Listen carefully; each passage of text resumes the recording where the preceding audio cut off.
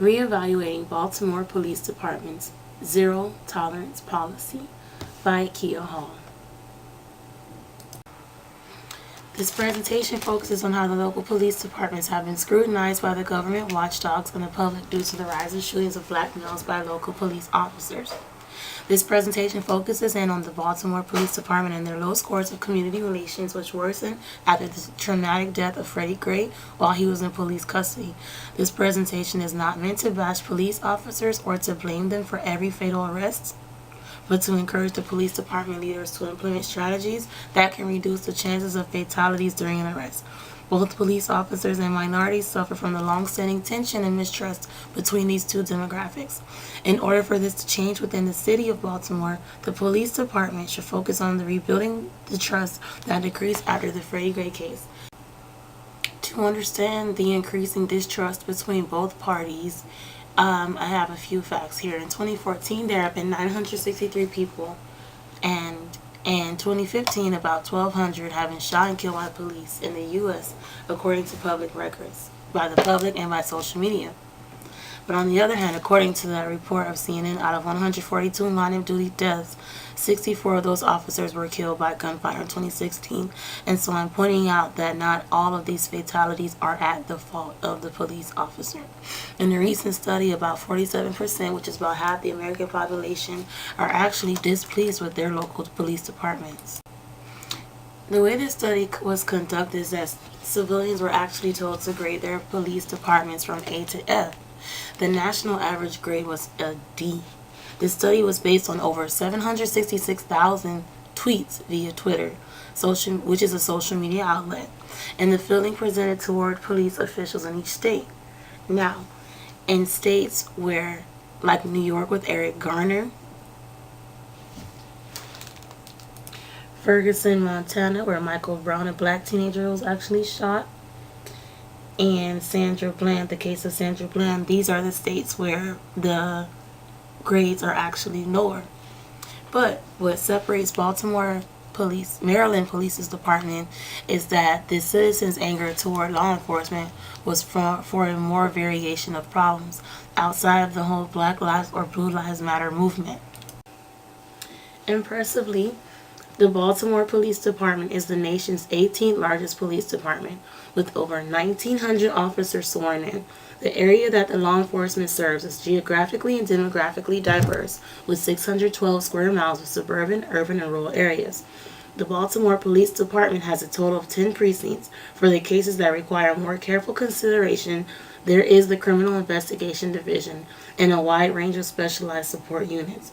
Their mission state, Baltimore County Police Department's mission is law enforcement of the laws and ordinances of Maryland and Baltimore County, the protection of life and property, the prevention and detection of crime, preservation of the peace, and protection of the rights of all citizens.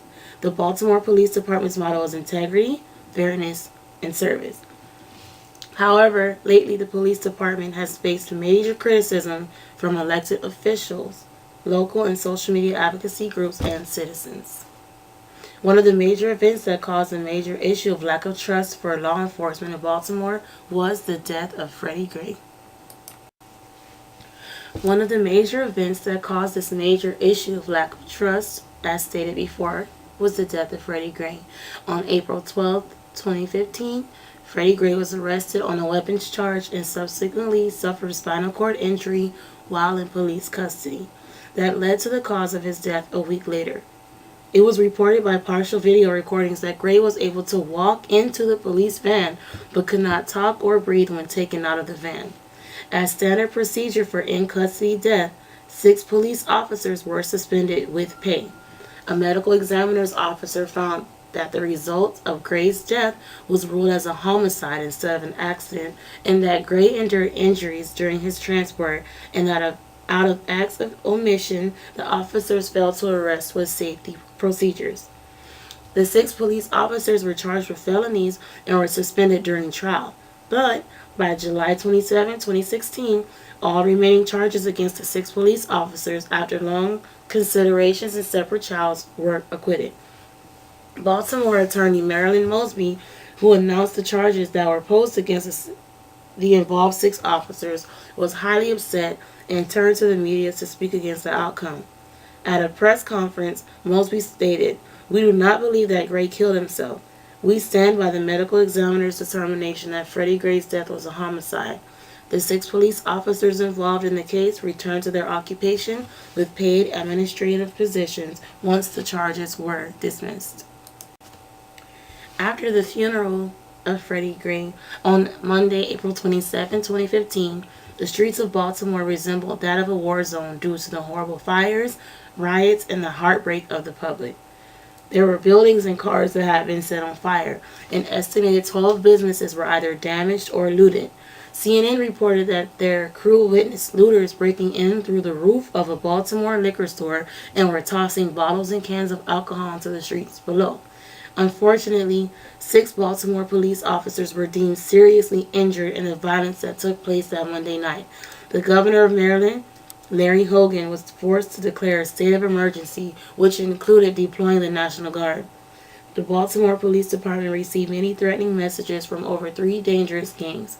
Since these tragic events, the Baltimore Police Department has faced many issues due to lack of trust by civilians. In these cases, a reformation is necessary for this department to succeed.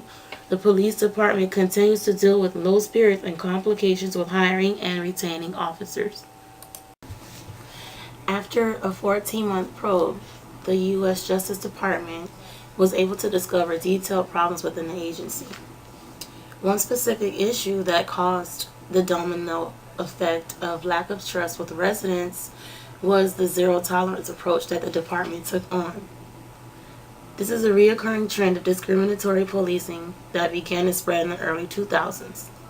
The U.S. Department of Justice Civil Rights Division wrote a 163-page report that provided the evidence that there were huge racial differences in arrests, stops, searches that hint what they call intentional discrimination.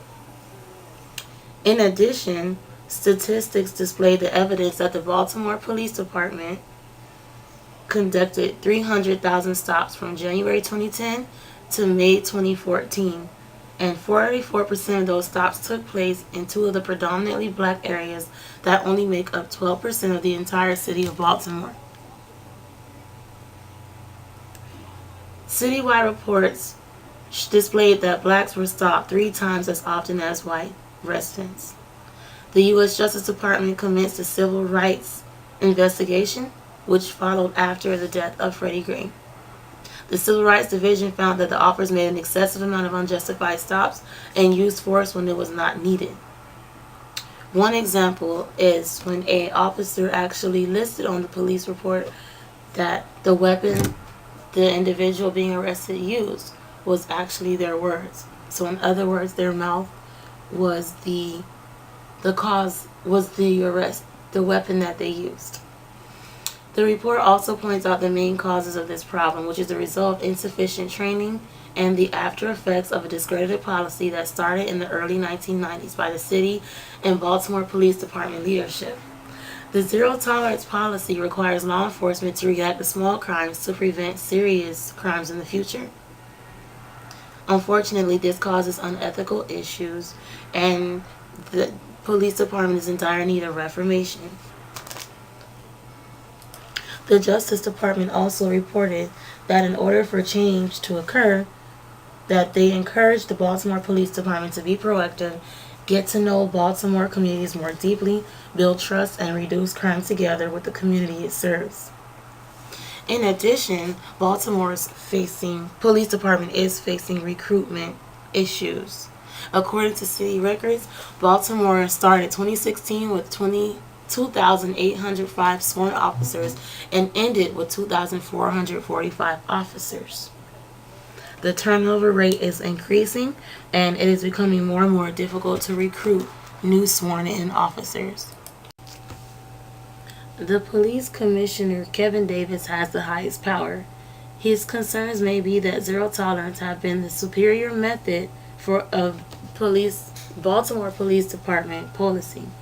He may believe this policy makes the most sense to ensure that bigger crimes are not committed due to less policing. In order to change this policy to introduce new one, funds may be necessary. He may feel that services should be given to the community in the most cost efficient and effective way possible.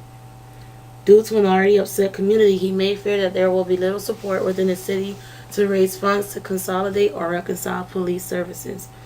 The business division of Baltimore Police Department may be concerned that reform of the zero tolerance policy means both old and new hires will have to spend time learning new policies. The business division may also need to hire trainers to conduct research of effective methods and teach the department. Police officers may be concerned that reform and consolidation can make it harder for the officer to conduct his or her job. Police officers may not feel there is time to change. They may want to look elsewhere for work due to not agreeing to new consequential policies. Police officers may agree that building a rapport is social work, not policing work. New sworn in employees can be swayed away if the results of consolidation lead to an old employee losing their jobs, and this could lead them to look to get sworn in alternative cities. Residents may not like that they have to pay more in taxes for changes made in the police department. The residents could also take a while to trust police officers again. They may even take advantage and abuse new policies. To start a reformation, the Baltimore Police Department should first reevaluate the zero tolerance policy. As stated before, the zero policy came from the early 1990s, and it promoted a massive number of stops, arrests, and searches that led eventually to excessive force. The U.S. Department named these acts as unethical and that they were done with minimal training and little supervision or accountability. They reported that these acts are what led to the repetitive violations of statutory rights of the citizens and that deteriorated the trust the community had in officers.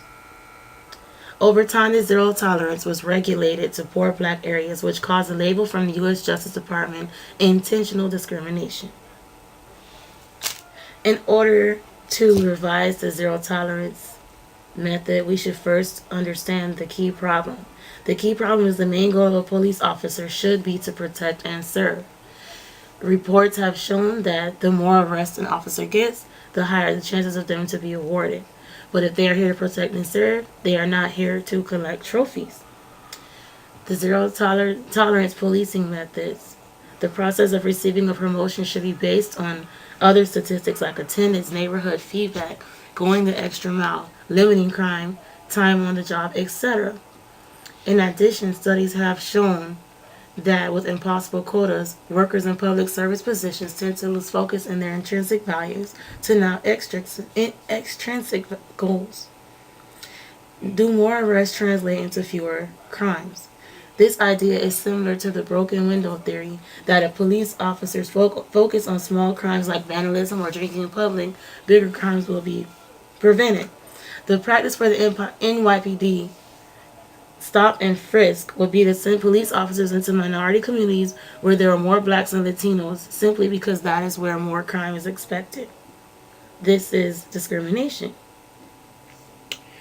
The mayor, James B. Comey in New York, did a work slowdown, and this proved that without all of these small crimes being stopped, that there were no bigger crimes following them. So more arrests does not necessarily mean that there is less crime in the community. It has been proven that more arrests in a small community for petty crimes actually leads to more distrust between police officers and the citizens. In addition, there needs to be a policy to implement a rapport being built between police officers and the community they serve. Programs in high schools like DARE and cultural diversity and de-escalation trainings on tactful, comforting words that still exhibit authority to prevent escalations during stops and arrests. Citizens should see 1 in every 4 officers that are serving them that look similar to themselves. That way trust can be built between the individuals. In addition, all residents should respect all officers. It may feel comforting to see that officers are getting along with them. It is suggested that these programs start in school, and the parents are also encouraging the children to trust police officers. In conclusion, police departments across the country have experienced backlash for the mistreatment of minority groups. Unfortunately, this backlash has increased significantly with cases like Mike Brown, Sandra Bland, and Eric Garner. While it is safe to say that not all police officers or police departments are at fault of using unnecessary force, these cases have caused tension between police officers and residents. The Baltimore Police Department has undergone major scrutiny, which heightened after the case of Freddie Gray went viral via social media and the local news channels. The Baltimore Police Department was investigated by the Civil Rights Division of the U.S. Justice Department and was exposed to the pattern of what the Justice Department called intentional discrimination. This was the result of the 1990 zero-tolerance policing method, similar to the New York Police Department's stop and frisk method. The goals shifted from protect and serve to producing high numbers of arrests. I propose that the zero-tolerance method be revised so that the residents of Baltimore and the Baltimore Police Department can coincide with one another with trust. In order to do this, the police department should revise their quotas and focus awards and promotions on more positive aspects. In addition, the Baltimore Police Department should focus on more community policing and hiring minorities to help the residents feel relatable.